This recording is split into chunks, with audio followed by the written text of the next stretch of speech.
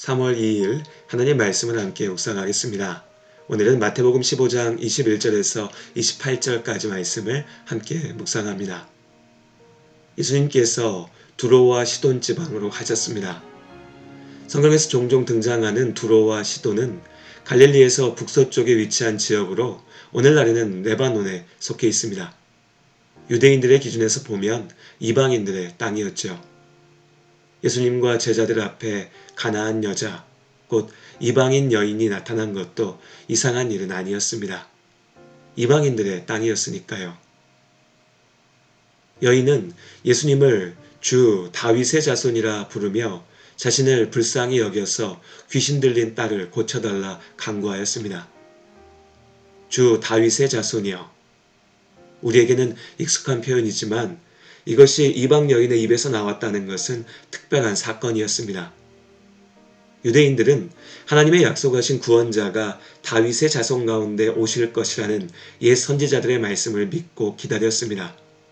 그런데 유대인이 아닌 이방 여인이 유대인들의 전통에 대해서 알고 있었고 예수님께서 하나님의 약속하신 구원자이시라고 고백하고 있는 것입니다. 예수라는 이름을 들으면 자연스레 떠오르는 단어가 사랑입니다. 그러니 예수님 앞에 나와 간구하는 여인에 대한 이야기를 들을 때 우리는 자연스럽게 예수님께서 그녀를 위로하시고 문제를 해결해 주실 것이라 기대하게 됩니다. 그런데 본문의 말씀에서 예수님의 반응은 우리의 기대와는 달랐습니다. 예수께서 간구하는 여인을 보셨으나 한 말씀도 답하지 않으시고 그저 지나치셨습니다. 뒤에 남겨진 여인은 계속해서 자신의 딸을 구해달라 간청하며 소리질렀지요. 포기하지 않는 여인을 보며 제자들은 짜증을 냈고 귀찮게 하는 저 여인을 쫓아버리시라 예수님께 말하였습니다. 우리에게는 지나치게 냉정한 모습으로 보이지만 당시 유대인들의 입장에서는 당연한 일이었습니다. 이방 여인은 부정하여 함께할 수 없는 존재로 여겨졌으니까요. 예수님께서 제자들의 기대대로 말씀하셨습니다. 나는 하나님의 잃어버린 양 이스라엘을 위해 왔다. 이방 여인의 간구에 대한 거절이었습니다. 그러나 이 여인은 포기하지 않았습니다. 오히려 예수님께서 무엇라도 답을 해주셨다는 것을 기회로 여긴 것 같습니다. 그녀는 예수님께 다가와 절하며 다시 간구합니다. 주여 저를 도우소서. 예수님의 답은 더욱 냉정해졌습니다. 자녀의 떡을 취하여 개들에게 던짐이 마땅하지 아니하리라. 이 말씀은 우리에게 충격적으로 들립니다. 여기서 자녀는 이스라엘을 뜻하고 개는 이방인을 뜻하는 것이죠. 예수님의 말씀은 여인을 향한 욕설과 같이 들립니다. 물론 심한 표현이지만 이 역시 당시 상황 가운데 특히 유대인들의 기준에서는 낯설고 이상한 것만은 아니었습니다. 오히려 이방인들에 대한 유대인들의 일반적인 인식을 보여주는 것이었죠.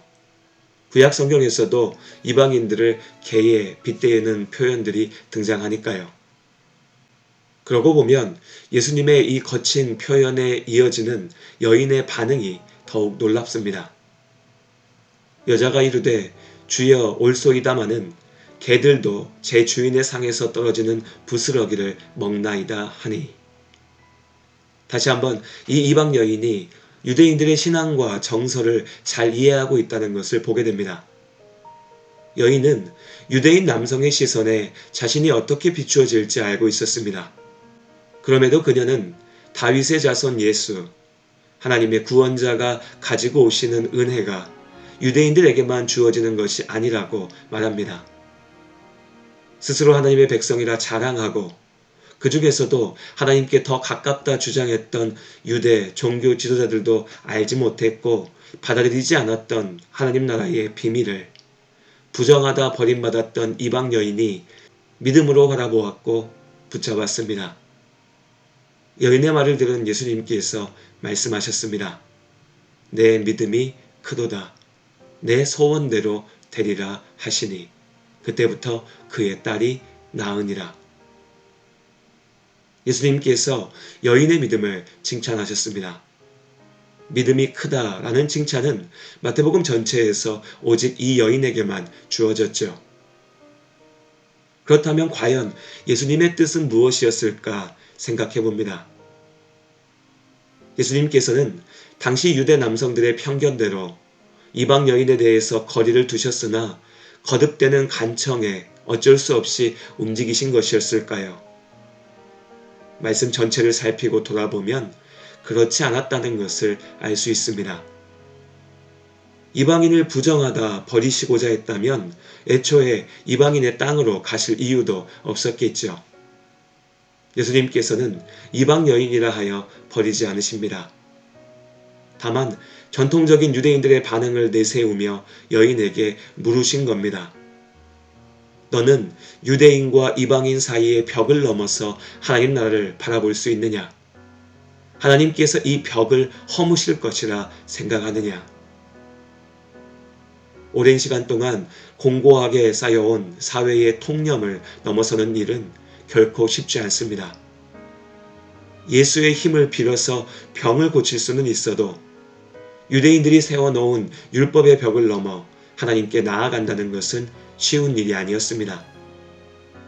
넘을 수 없는 벽, 깨어지지 않는 벽을 무너뜨릴 수 있는 힘이 믿음에 있습니다. 여인은 예수께서 하나님의 약속하신 구원자이시고 하나님의 은혜가 이스라엘을 넘어 온 땅을 향할 것이라 믿었습니다. 그 믿음으로 하나님 나라를 바라보았고 삶의 문제가 해결되었습니다. 하나님의 자녀가 되는 권세를 얻었지요. 우리가 또한 믿음으로 하나님 나라를 바라봅니다. 여전히 우리를 올가매고 있는 죄의 문제들, 하나님께 나아가는 길을 가로막는 온갖 오해와 편견, 유혹과 도전이 있습니다. 간절히 바라지만 당장 내가 원하는 답을 얻지 못할 수도 있습니다.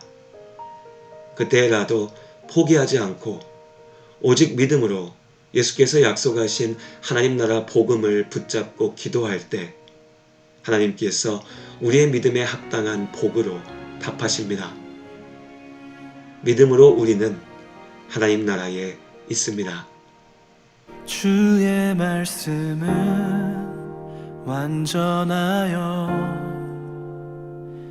내 영혼 소성시키며 주의 말씀은 확실하여 우둔한 날 지혜롭게 해 주의 말씀은 정직하여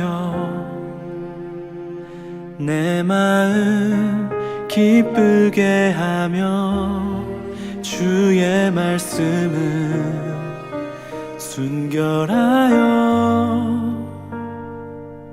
나의 눈 밝게 하시네 주의 말씀은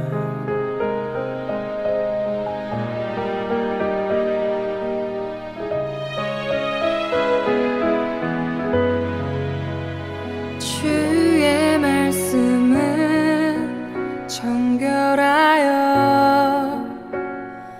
영원까지 이르고 주의 말씀은 진실하여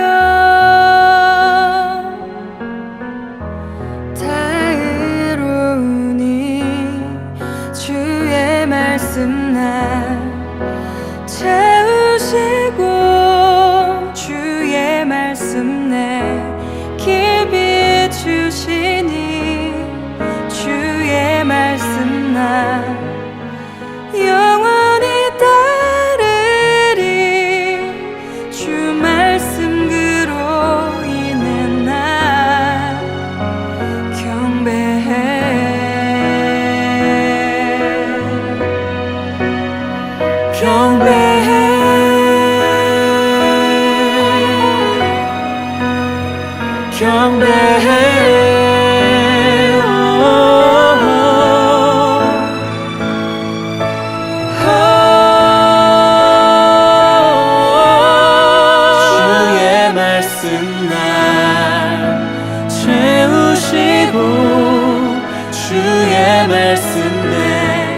길 비추시니 주의 말씀 나 영원히 따르리 주 말씀으로 인해 난 주의 말씀 날 채우시고 주의 말씀 내 길 비추시니 주의 말씀